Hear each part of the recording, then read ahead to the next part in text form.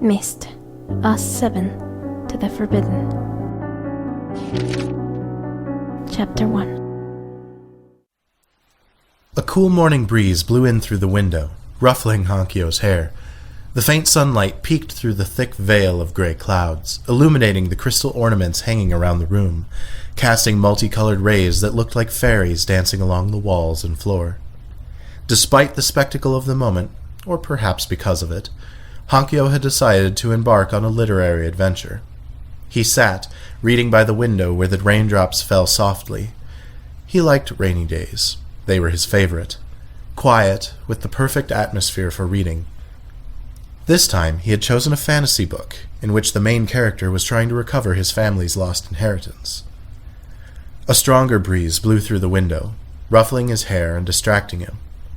Hankio closed the book, brushed his hair from his forehead, and looked out the window. It was still there. That annoying, strange purple mist was still there. It had been there all morning. The color made it more than clear that it was Rue, his guardian spirit. Rue wasn't the kind of guardian spirit to protect you from all dangers. They were more of the type that told you what you could and couldn't do. In fact, Hankio found Rue annoying in every possible way.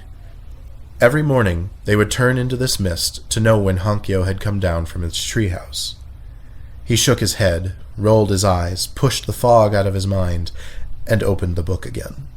He was determined to spend the whole morning reading the book that had already made such a good first impression on him.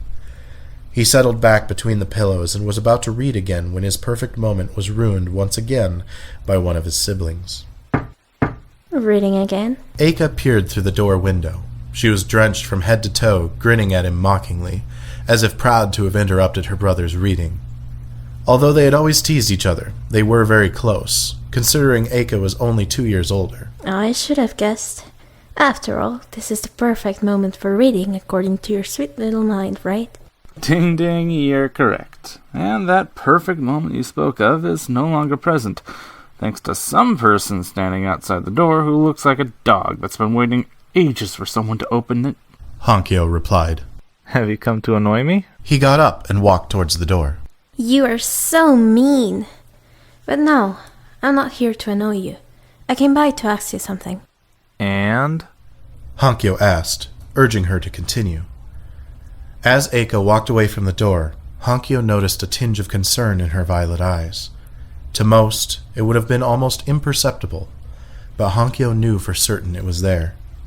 Her expression became serious as she started signing with her hands. I can't ask out here. The spirits might hear me. Let me in. Something was really bothering her, and Hankio knew it. When he and his siblings wanted to talk about something alone, without the spirits knowing, they'd either use sign language or go to Hankio's treehouse, which he had managed to block from the spirits' reach several years ago. Whatever it was that had Eicca worried was making him anxious. So, without hesitation, he opened the door and let her in. What is it? Has something happened? Eicca could tell by Hankio's tone that he was starting to become overly concerned. You don't need to be so worried. It's just that I have been searching all morning for Veniss, but I can't find her. Has she come around? Veniss, their 8-year-old younger sister, was curious about everything. She tended to wander off or sneak out of the house to seek new adventures, and would often get lost on the island before Hankio or Eicca found her, doing some other crazy thing. No, I've been alone all morning. She could be with one of her siblings. He offered. I already checked. She's not with any of them. Eicca's voice took a serious tone as she continued. She wasn't there during breakfast, nor was she in her room when I went to check it. I supposed she had gone outside, but strangely, she hasn't come back yet. Exchanging a look, Hankio could tell both he and Eicca were thinking the same thing. Something had happened, and whatever it wasn't likely to be good. We must find her, before the spirits do. Let Zachary and Onaya know and tell them to search for her together. You should search for her with Collyn, I'll go with Maely. Eicca nodded as she walked towards the door. Eicca, do not let the spirits know. She nodded one last time before passing through the door. Hankio followed her, closing the door behind him.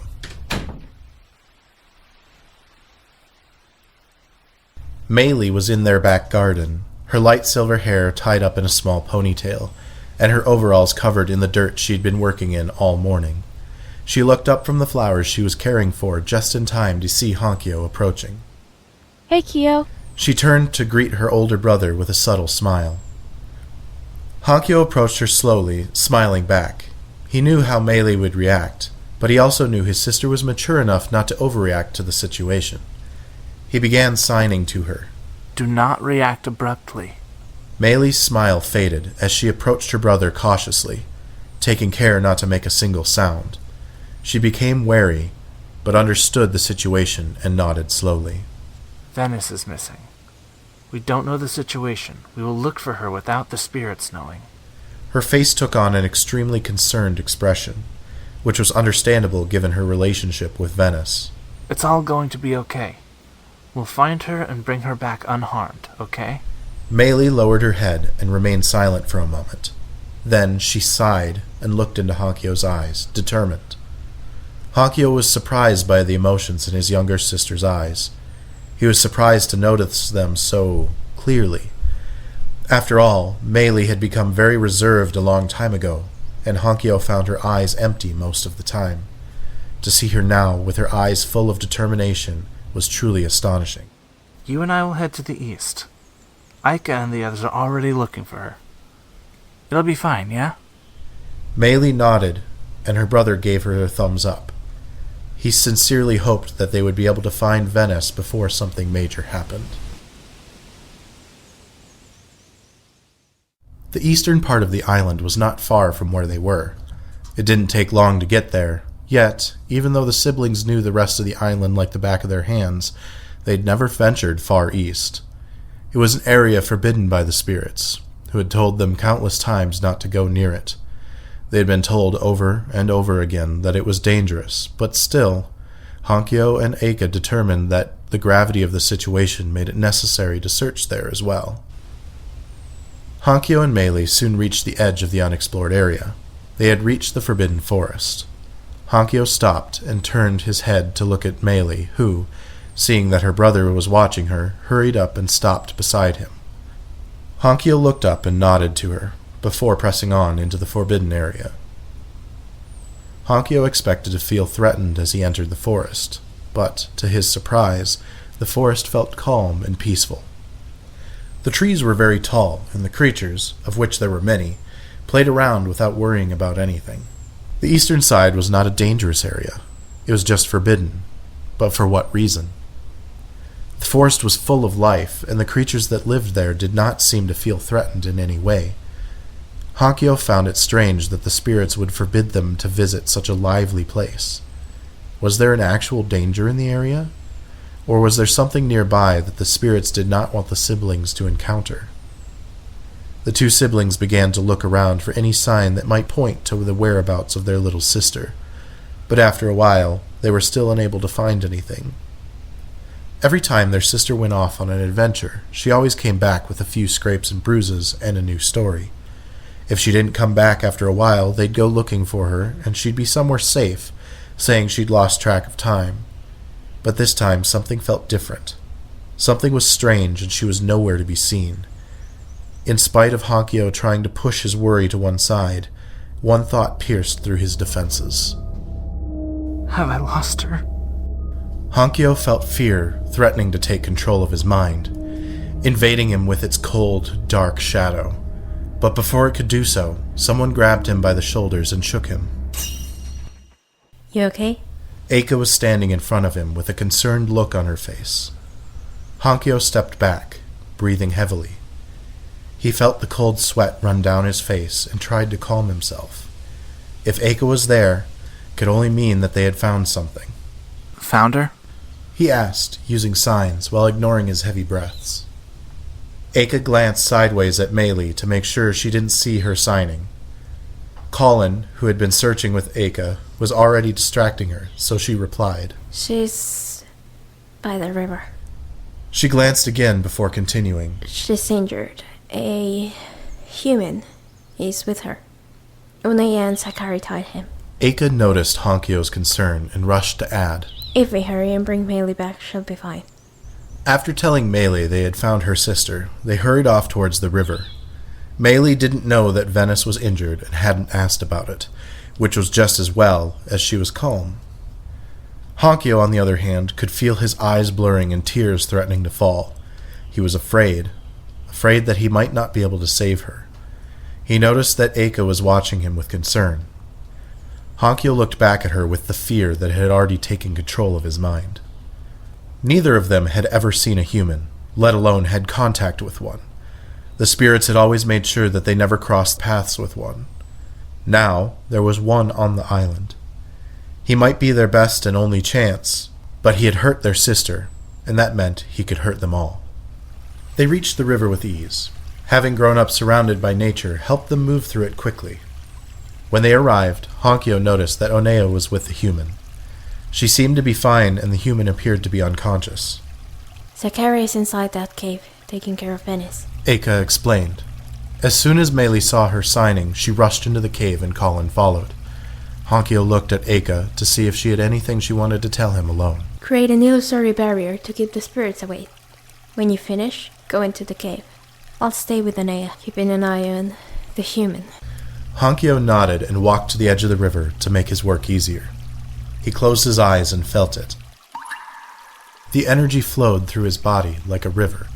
He also felt Rue's blockade, like a huge rock that did not allow the river to flow. He knew how to remove that blockage, at least temporarily, but the longer it lasted, the more mental effort it demanded of him. He attempted to push the rock once, but it didn't move. He tried to push it again, this time with a pain in his head that told him to stop, but then he felt it. The energy was flowing through the side of the rock and into a small lake. That would be enough. He opened his eyes and watched as the river's water rose, giving itself completely to him. As he stretched out his arms, he felt the water under his sole influence.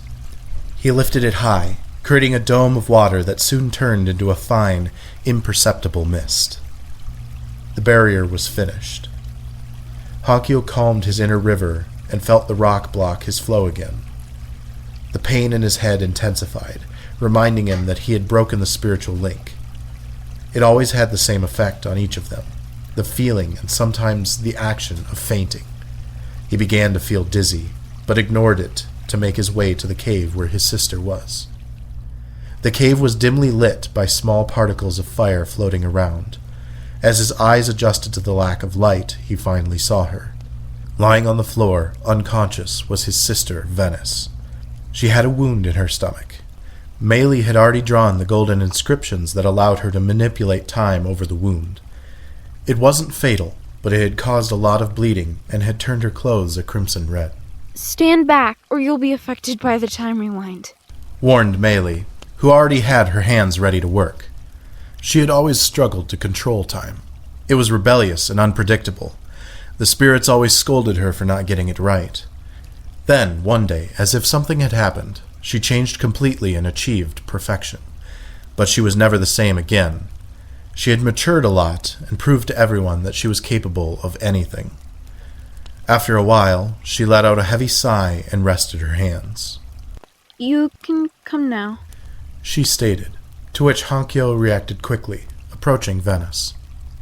The blood was gone, the tear in her clothing was mended, and Hankio was sure the wound had disappeared. Veniss opened her eyes and began to breathe rapidly, shivering as she reached for someone to hold on to. Maely quickly hugged her and calmed her. It's all right, Veniss.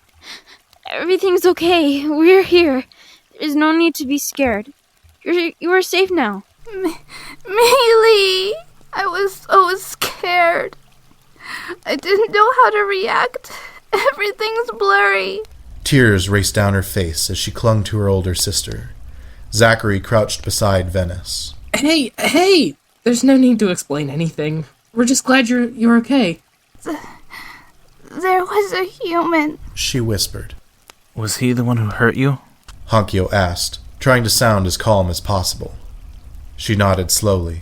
It's okay, Veniss, Collyn assured while smiling gently at her. But Veniss cried loudly and hugged her older brother tight. Shh. Everything will be okay. Finally, letting go of the sinking feeling in his stomach, Hankio felt the fear leave his mind completely. Veniss was safe now, but there was one more thing to take care of. The intruder.